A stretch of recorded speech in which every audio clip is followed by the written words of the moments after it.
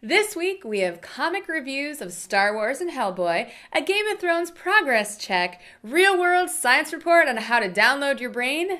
That's exactly what I just said. And the winner of Greg Horn's custom Thor pick on this week's Science Fiction TV.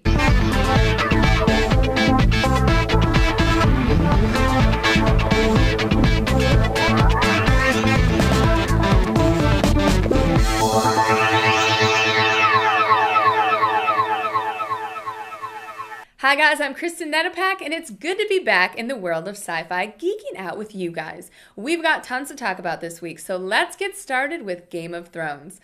Last week's episode number 5 puts us at the halfway mark through the first season, and our intrepid columnist, Amy Radcliffe, had some fun by digging up her copy of the first book in a Song of Fire and Ice series, also called Game of Thrones, by the way, to see just how closely season 1 was in terms of following along with the storyline.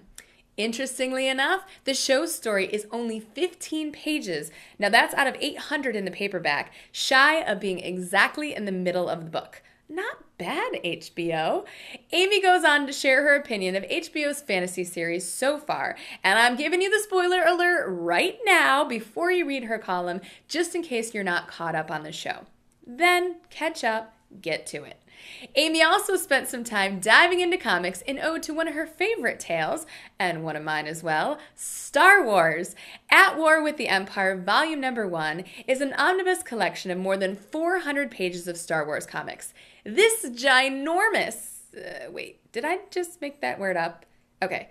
Huge collection covers most of comics 1 through 31 of the Dark Horse Star Wars Empire series, giving us the happenings from the early days of the Rebel Alliance, and also includes a very cool story arc around Princess Leia as she matures into a, what some would call, rebel badass. Okay, that's the name I made up for her. If you missed those books, you need to check out this collection. After that, Amy took a spin with Dark Horse's Hellboy, Being Human. Now this is another of BPRD's one-shots that tells the tale of Hellboy and Roger, a Steinbeck reading homunculus, who Hellboy takes into the field with him to investigate a ghost family that's haunting their old house. Now there are some twists as they're not doing everything of their own volition, and story overall delves into what it really means to be human.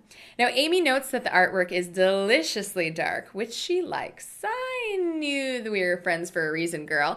And it's all good enough to keep her reading more. How's that for a Hellboy recommendation? Sounds like it's amazing. Geek of the North, Brian Tudor, has been a busy comics guy this week. I mean, really, Brian, don't I say that every week about you? Someone's a little obsessed with comics. Well, he's filed reviews for Batgirl number 21, where she continues her fight against the Reapers. Brian says the stories in the book are awesome, and he's calling Batgirl one of the best books in comics right now. That's huge! And keeping with the Bat family theme, Brian also reviewed Red Robin number 23. This edition starts a new story arc called 7 Days of Death. The book opens with an awesome scene of Red Robin and Lynx, and I quote, falling through a window trying to avoid becoming a street pizza. I gotta check this out. And maybe you guys should too. The character development is strong, and it's definitely a page turner. You'll find all these comic reviews plus the list of new releases this week on our website. More than a few sci-fi authors, including Greg Egan and Peter F. Hamilton, have written stories about a future where humans are able to download their consciousness into a computer store. In a new science series, our expert scientist, Nigel Seal, explores the likelihood of doing so in what it would be like to exist as impulses within an artificial brain. Now, stick with me here. His amazing article goes into details on how it could be accomplished and what one's perspective on experience would be in this state. My personal opinion, it would be really effing cool. Well, Nigel notes, given that our brains are just electrical impulses and that we sense and perceive are also impulses, it would be feasible to, quote, live in this state and be, well, content. On second thought, I don't know how content I'd be without real pizza. And if they load me into a box with Netflix or HBO Go, I'd be willing to give it a try. Okay, maybe throw in a wet bar. That's it. I'm good. I need a good martini. Last week, we started a YouTube contest giving away this awesome pick of Thor. Hold on, I gotta check it out again. Oh yeah. That's just as cool as it was last week.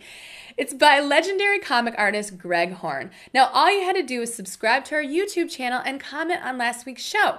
Well, we randomly selected, and the winner is, cha-ching, Zach Hunter.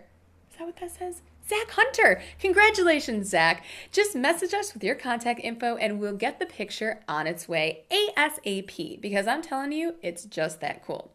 Now, I don't know where all this loot is coming from, sciencefiction.com, but we have another giveaway for you this week. What? Yes, we love to give things away. Hunk Brandon Routh, who is currently starring in Dylan Dog, Dead of Night, has autographed one of Dylan's posters just for you guys. The rules to enter are on our website, sciencefiction.com. So go check it out and check out this cool autographed movie poster of Brandon Routh from Platinum Studios and sciencefiction.com. And that's a wrap for this week, my friends. Sorry, geeks. Well, you're both of those. Now, don't forget to subscribe to our YouTube channel, sciencefiction.com, to be the first to know when this show is live, and follow us on Twitter @ScienceFiction. Big thanks to my crew, Amy, Brian, Dr. Nigel Seal, for all of your contributions this week, guys. You rock, and so do you guys for hanging out and watching the show. I'm Kristen Netopak, and I'll see you next week on Science Fiction TV from sciencefiction.com.